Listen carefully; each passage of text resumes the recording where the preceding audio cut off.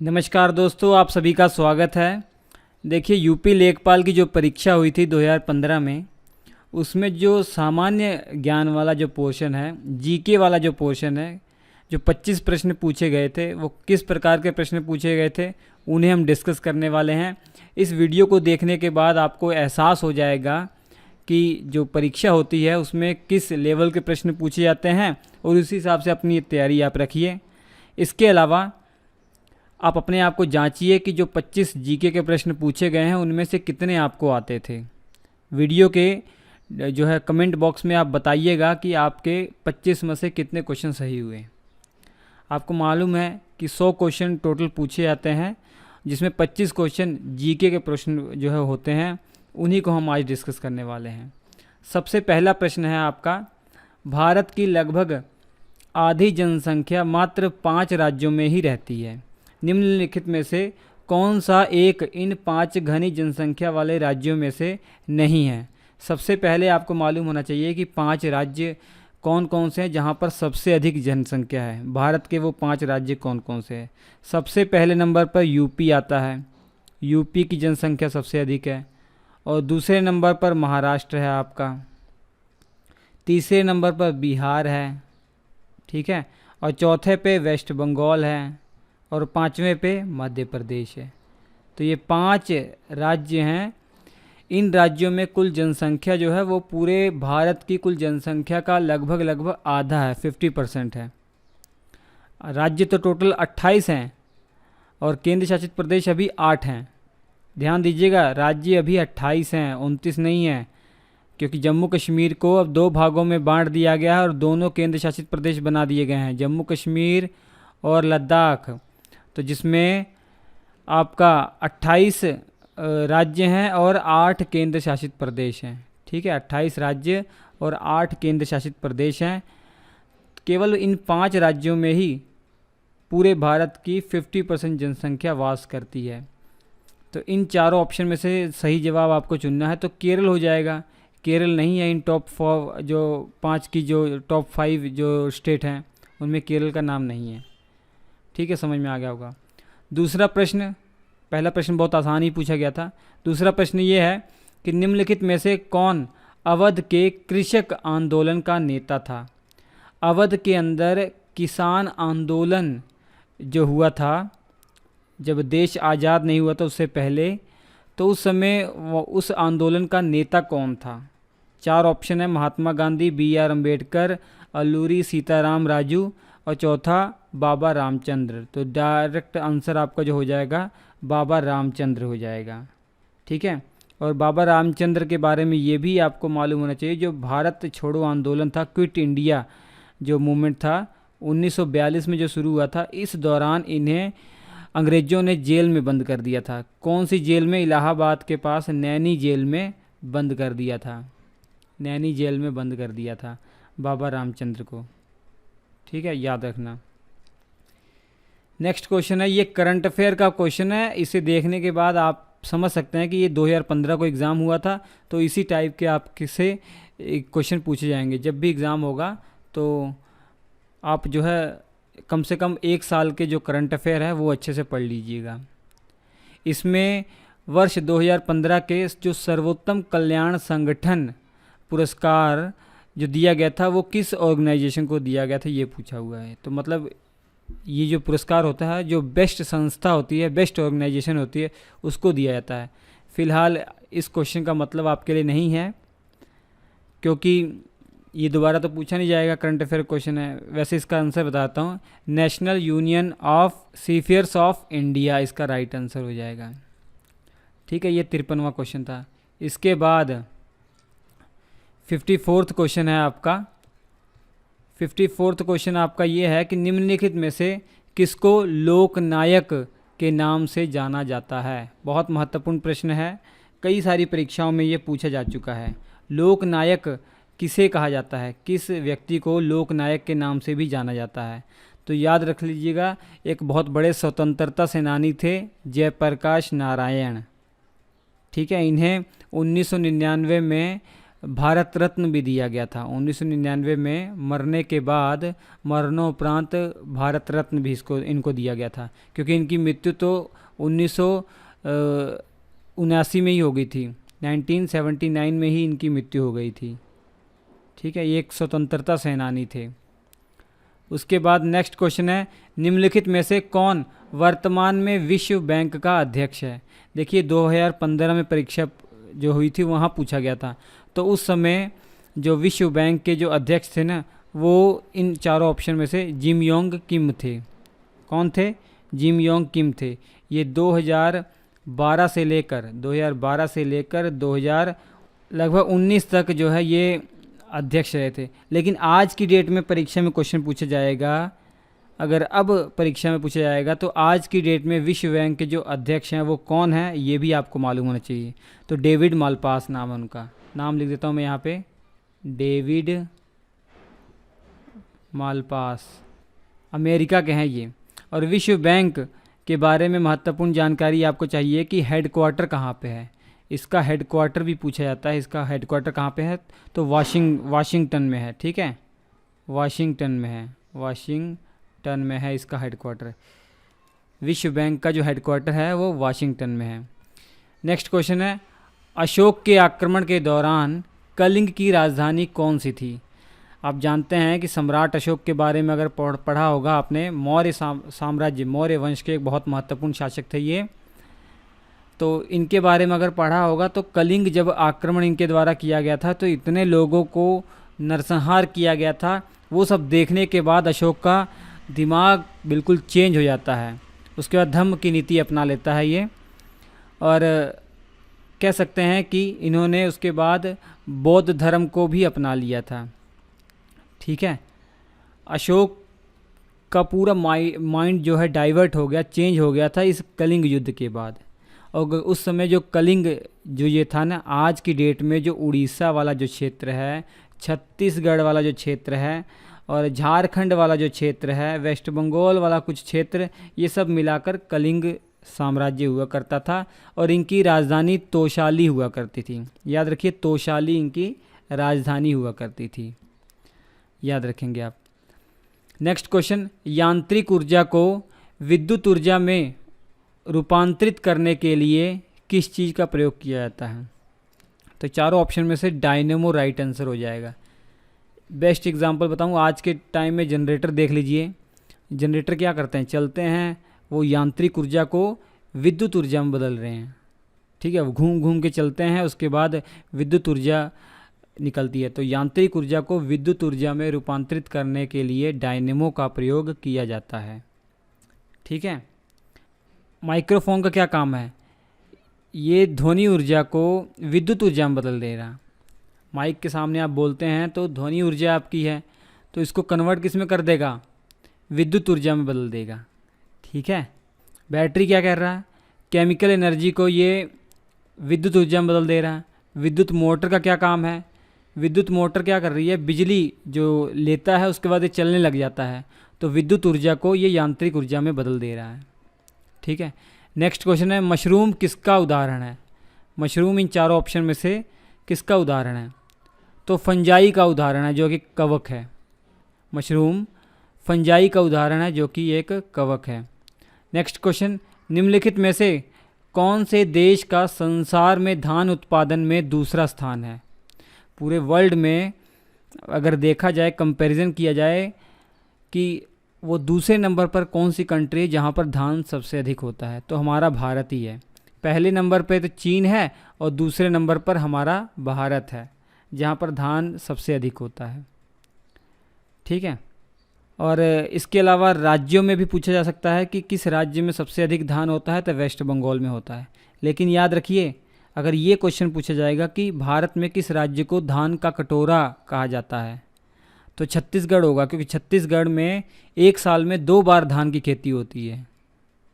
Hope समझ गए होंगे आप। नेक्स्ट क्वेश्चन है, भारत में पंचायती राज स्थापित करने वाले प्रथम 2 राज्य कौन से हैं? सबसे पहला तो राजस्थान है, सबसे पहला राजस्थान है। ठीक है, 1959 में राजस्थान के नागौर ज़िले में राजस्थान के किस ज़िले में? नागौर ज़िले में ये स्थापित कर दिया गया था। और उस समय महात्मा गांधी जी की जयंती थी। 2 अक्टूबर 1959 में राजस्थान में वो पहला राज्य बना जहाँ पर पंचायतों का गठन किया गया। और उसके बाद आंध्र प्रदेश। तो राजस्थान और आंध्र प्रदेश राइट आंसर हो जाएगा आपका। हालांकि उस समय तो ऑप्शनल था, लेकिन हमारे संविधान में परमानेंट कब जोड़ दिया गया कि हर गांव में पंचायतों का गठन किया ही जाएगा। हालांकि कुछ अपवाद हैं नॉर्थ ईस्ट को लेकर, वो जब इंडियन पॉलिटी हमने डिटेल में पढ़ा है तो आपने पढ़ा होगा। सभी कोर्स जो है डिटेल में हमने पढ़ा दिए हैं, वो आप समझ सकते हैं, वो पढ़ लीजिए। और श्री एजुकेशन ऐप पर क्लास नोट्स अवेलेबल हैं, वो देख लीजिए।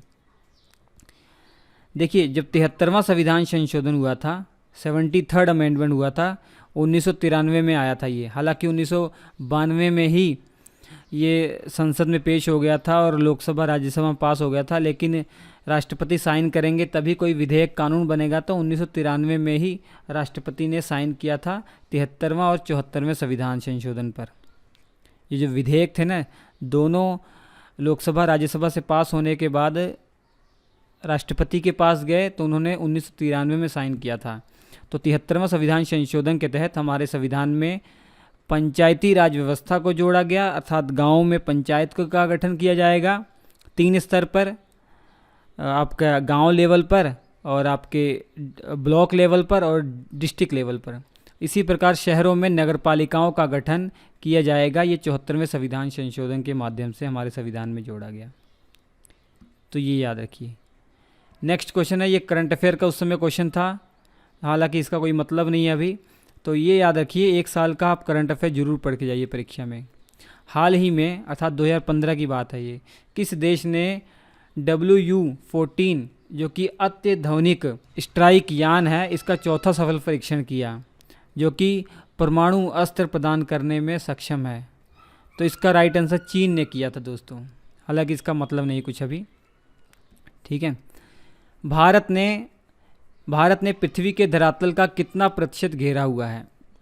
मतलब पृथ्वी पर जितना भी धरातल है उसमें कितना प्रतिशत हमारे भारत ने घेरा हुआ है? तो 2.42% आंसर राइट है। तो सी ऑप्शन इसका राइट आंसर हो जाएगा। और क्षेत्रफल की दृष्टि से विश्व में भारत का कौन सा स्थान है? 7वां स्थान है, आप जानते ही हैं। और जनसंख्या की दृष्टि से अगर पूछा जाएगा तो दूसरे नंबर पर है, चाइना पहले नंबर पर है। नेक्स्ट क्वेश्चन है, दिल्ली मेट्रो को अपनी प्रथम ड्राइवर रहित रेलगाड़ी किस देश से प्राप्त हुई है? तो दक्षिणी कोरिया से।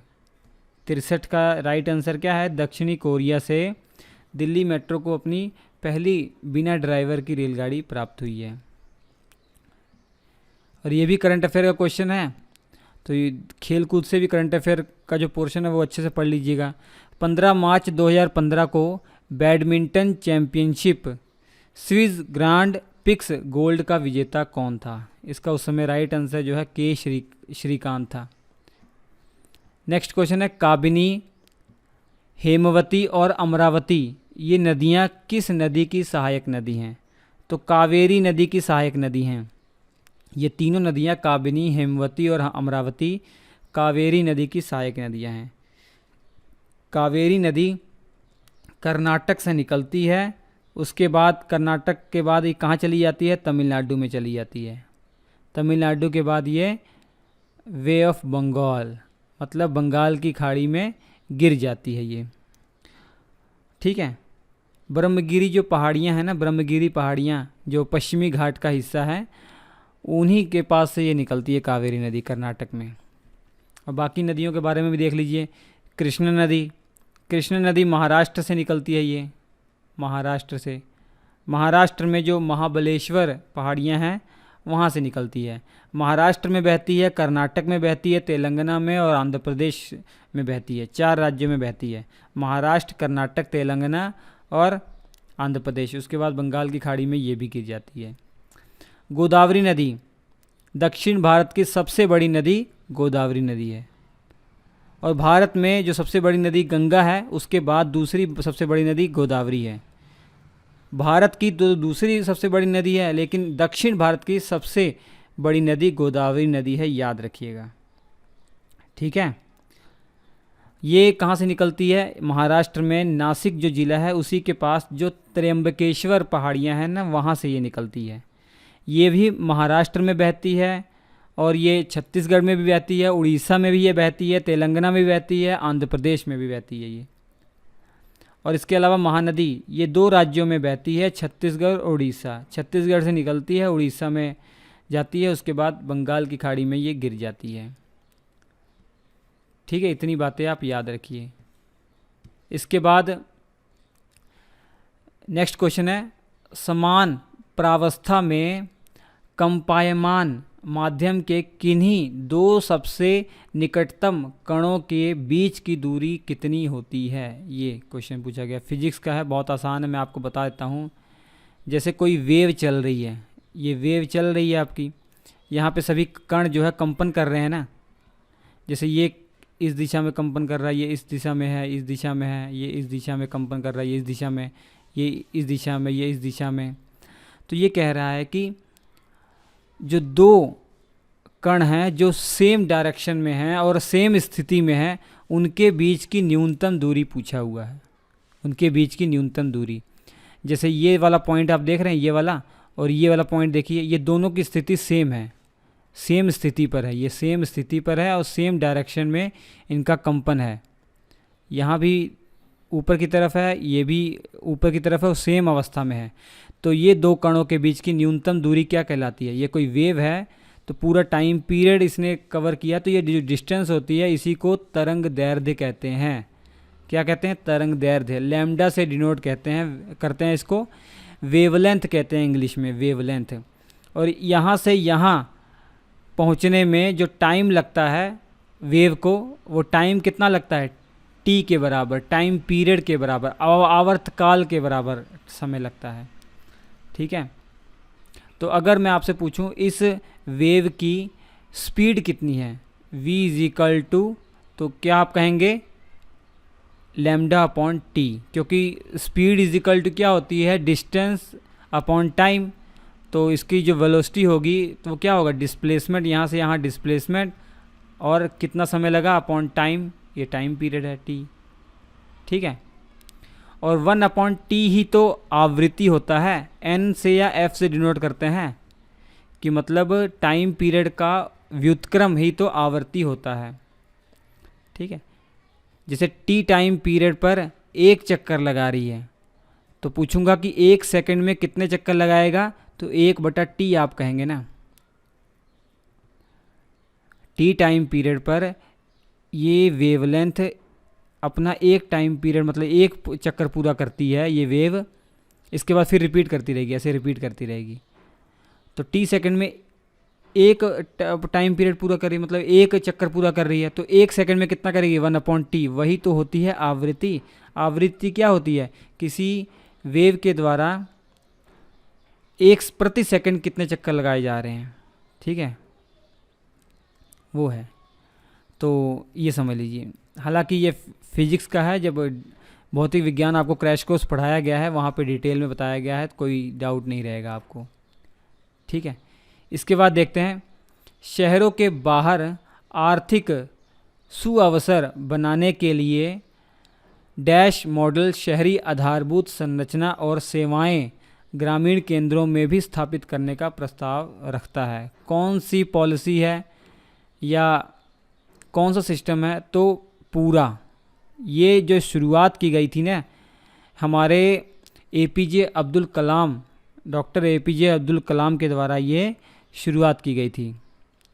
ठीक है, और ये कंसेप्ट उन्हीं के द्वारा दिया गया था। इनका ये उद्देश्य था कि गांव और शहर के बीच में जो डिफरेंस है, अंतर है, उन्हें कम करना। उनका ये अंतर था कि गांव के लोगों को भी समान अवसर मिले आगे बढ़ने का, रोज़गार कमाने का, ये मुख्य उद्देश्य था इसका। ठीक है, तो इस पूरा का फुल फॉर्म भी आपको मालूम होना चाहिए, लिख देता हूँ मैं यहाँ पर, providing urban amenities to rural area,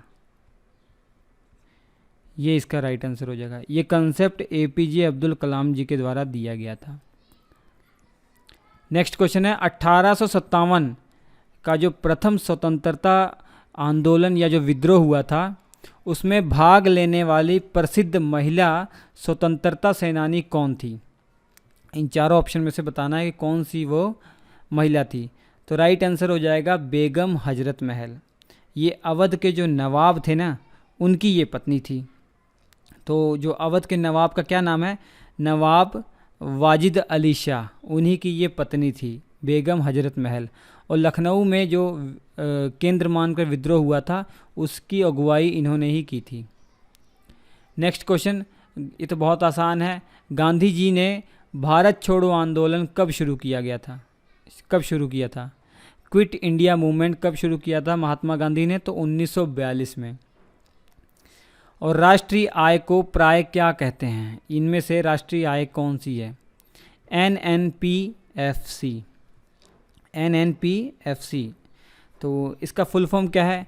net national product, ये NNP का फुल फॉर्म है, और फैक्टर कॉस्ट FC का फुल फॉर्म है। तो लिख देता हूँ मैं यहाँ पे, net national product @ factor cost. इसके द्वारा राष्ट्रीय आय को डिनोट किया जाता है। समझ पा रहे हैं आप? नेक्स्ट क्वेश्चन, गदर क्रांति आरंभ होने का सबसे प्रमुख कारण क्या था? और गदर क्रांति थी, मैं बता दूं, ये गदर पार्टी के द्वारा शुरुआत की गई थी। गदर पार्टी, ये गदर पार्टी ऐसी है जिसका गठन भारत में नहीं लेकिन विदेश में ही हुआ था, जो इंडियन लोग थे। ठीक है, तो गदर पार्टी के द्वारा जो गदर क्रांति का प्रारंभ किया गया था उसका मुख्य कारण क्या था? तो ये गदर क्रांति जो थी, इनका उद्देश्य यही था कि अंग्रेज़ों को यहाँ से बाहर फेंका जाए, और जो प्रथम विश्व युद्ध प्रारंभ हुआ था उसी दौरान इस क्रांति को शुरुआत किया गया था। तो जो प्रथम विश्व युद्ध हुआ था, आपको मालूम ही है कि 1914 से लेकर 1918 के बीच हुआ था। तो 1915 के आसपास इस क्रांति को शुरुआत की गई थी। नेक्स्ट क्वेश्चन है, मोहिनी अट्टम नृत्य रूप निम्नलिखित में से किस राज्य से संबंधित है? तो इसका जो राइट आंसर हो जाएगा ना, वो केरल राइट आंसर हो जाएगा। केरल राज्य से संबंधित है। और नेक्स्ट क्वेश्चन है, निम्नलिखित में से कौन सा मेरु रज्जु का एक महत्वपूर्ण कार्य है? चार ऑप्शन में से राइट आंसर आपको बताना है कि जो मेरु रज्जु है, जिसे आप स्पाइनल कॉर्ड भी कहते हैं, क्या कहते हैं? Spinal cord. उसका महत्वपूर्ण कार्य क्या है? जो प्रतिवर्ती क्रियाएं हमारे शरीर में होती हैं उनको नियंत्रित करना, जो अनचाही क्रियाएं जो शरीर में होती हैं उनको कंट्रोल करना इसका मुख्य काम है। नेक्स्ट क्वेश्चन, उपराष्ट्रपति को अपना कार्यकाल समाप्त होने से पहले उनके पद से हटाने का अधिकार निम्नलिखित में से किसको प्राप्त है? तो याद रखिए, राज्यसभा को, क्योंकि उपराष्ट्रपति जो होते हैं वो राज्यसभा के पदेन सभापति होते हैं। सभापति होते हैं। जो 4 लाख सैलरी पर मंथ उपराष्ट्रपति को मिलती है ना, वो उपराष्ट्रपति के तौर पर नहीं मिलती उन्हें, बल्कि वो उनको जो सैलरी मिलती है वो राज्यसभा का सभापति होने के नाते मिलती है। तो उपराष्ट्रपति के पद के नाते उनकी कोई सैलरी नहीं है। सभापति होते हैं वो राज्यसभा के, इसलिए उनको सैलरी मिलती है। और उपराष्ट्रपति को अगर पद से हटाना है तो ये शुरुआत राज्यसभा से ही की जा सकती है, कि राज्यसभा में अगर बिल पास किया जाए इनके खिलाफ, उसके बाद जाकर ये लोकसभा में जाएगा। तो शुरुआत जो की जा सकती है राज्यसभा के द्वारा, लोकसभा के द्वारा नहीं हटाया जा सकता, राज्यसभा के द्वारा ही हटाया जा सकता है। नेक्स्ट क्वेश्चन है, निम्नलिखित में से किसका प्रशांतक औषध या औषधि के रूप में प्रयोग किया जाता है? मतलब प्रशांतक औषधि, जैसे बेहोश करने के लिए काम आने वाली जो दवाइयाँ हैं, उस रूप में किसका प्रयोग किया था? चारों ऑप्शन में से बताना है। तो राइट आंसर वैलियम हो जाएगा। तो ये 25 क्वेश्चन थे जो कि आपकी 2015 की जो परीक्षा हुई थी यूपी लेखपाल की, उसमें पूछे गए थे। तो कमेंट करके ज़रूर बताइएगा कि आपको कितने क्वेश्चन आते थे, मैं इंतज़ार करूँगा। इसे ज़्यादा से ज़्यादा शेयर कीजिए दोस्तों के साथ, ताकि वो भी इसका लाभ उठा सकें। और कुछ भी पढ़ना है हमारे चैनल पर आइए, प्लेलिस्ट में जाइए, बहुत सारे कोर्स वहाँ पर अवेलेबल हैं आपकी परीक्षा के लिए। श्री एजुकेशन ऐप डाउनलोड कर लीजिए और वहाँ पे आपको क्लास नोट्स मिल जाएंगे, अच्छे से तैयारी कर पाएंगे आप। नमस्कार।